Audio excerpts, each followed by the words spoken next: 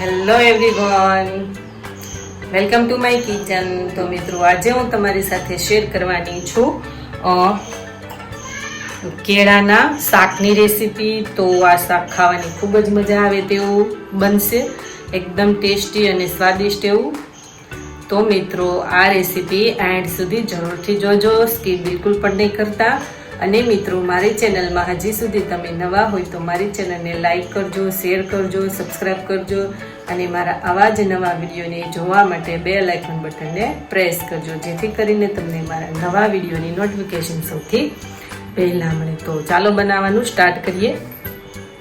તો મિત્રો, મેં અહીંયા 3 નંગ જેટલા કેળા લીધા છે. તો તેની છાલ ઉતારીને તેને કટિંગ કરી લેશું. અને તેના માટે મેં 1 નંગ લીલું મરચું લીધેલું છે. અહીંયા તો આ રીતના છાલ ઉતારી લેશું અને ગોળ ગોળ આ રીતના રાઉન્ડમાં પીસ કરી લેશું.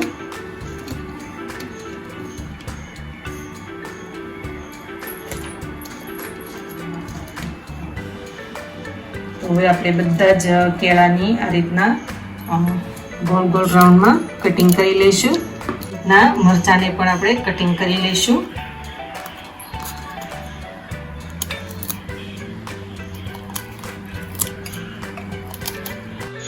તો ગેસ ઓન કરીશું અને બાઉલ મૂકીશું અને 2 ટેબલ સ્પૂન જેટલું તેલ એડ કરવાનું છે.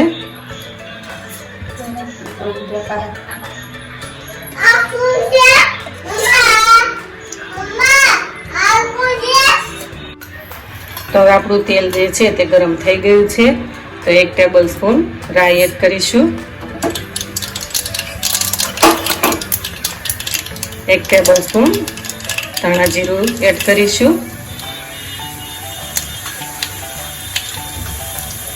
હવે થોડું આપણી રાઈ અને જીરું છે તે ફૂટવા લાગે પછી તેમાં 1 ટેબલ સ્પૂન હિંગ એડ કરીશું.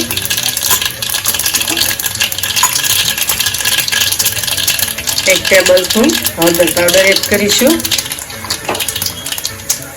લીમડાના પાન એડ કરીશું.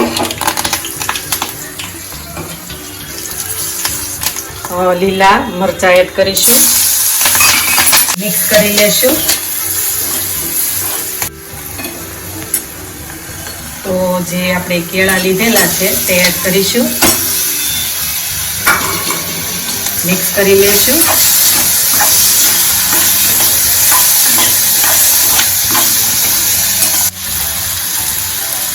સ્વાદ અનુસાર મીઠું એડ કરીશું. 1 ટેબલ સ્પૂન ચટણી પાવડર એડ કરીશું. ચપટી કેવો ધાણા જીરું પાવડર એડ કરીશું. મિક્સ કરી લેશું.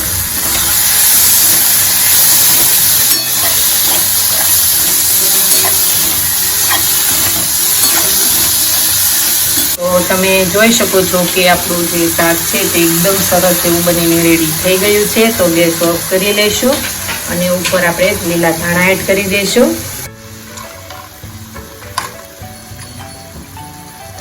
લીલા ધાણા એડ કરીશું. મિક્સ કરી લઈશું. હવે તેને આપણે એક બાઉલમાં ટ્રાન્સફર કરી લઈશું.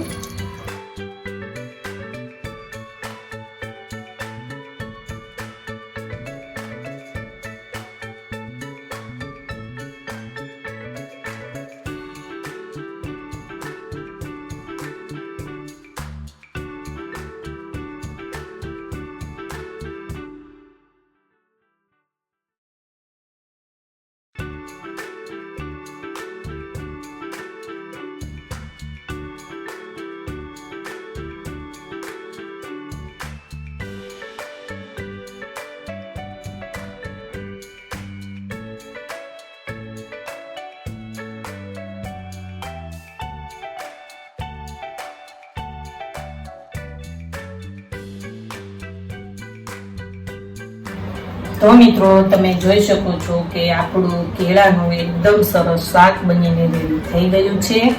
તો આ શાક ખાવાની ખૂબ જ મજા આવે તેવું છે ને એકદમ ટેસ્ટી અને રાતના સમયે કે બપોરના સમયે તમે બનાવીને ખાઈ શકો તેવું એકદમ ટેસ્ટી છે. રોટલી સાથે કે ભાખરી સાથે ખાવાની ખૂબ જ મજા આવશે. તો મિત્રો આ રેસીપી ઘરે બનાવવાની એકવાર જરૂર ટ્રાય કરજો, ખૂબ જ ટેસ્ટી લાગશે. અને મિત્રો હવે આપણે નવા વિડીયો સાથે ફરી મળીશું. Thank you for watching. Bye bye.